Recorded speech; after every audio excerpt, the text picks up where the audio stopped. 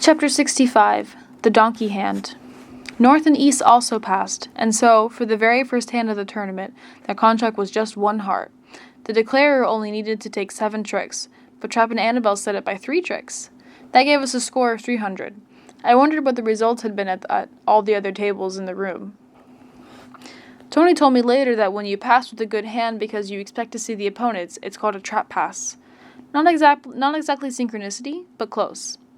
We played 2 boards per round. After each round, Tony and I moved up a table. There were no skips. Most of the time I had no problem hearing my uncle, but occasionally he was fuzzy. I didn't know if the problem was on my end or his. Maybe it had something to do with my stiff neck, and not being able to hold my head at the necessary angle, or maybe the reception was just worse at some table than others. Even if it was fuzzy, I could usually figure out what he was trying to tell me. After all, I did almost earn my first gold master point. There was only one really bad screw-up. I clearly heard him say ace of spades, which I admit seemed odd at the time, since Tony had played the king of spades before. However, I had seen him make a similar play before. 8, not ace. 8, he said, as I set the card on the table, but by then it was too late. Since I had won the trick, it was my turn to lead. I waited but got nothing from him.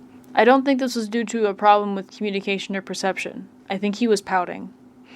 I chose the card myself. It probably didn't matter anymore what card I played since we'd already be getting a bottom board. I didn't hear from him again until 2 cards later. His voice was loud and clear. He called me a donkey. After the session was over, we could see where we stood with 2 rounds to go. There were too many players, and not enough time for the directors to post the usual 1 round to go results. After 11 rounds, Annabelle, Finnick, and Lester Trapp were in 4th place in Section G, East-West, with a 55% game. It felt strange to see their names.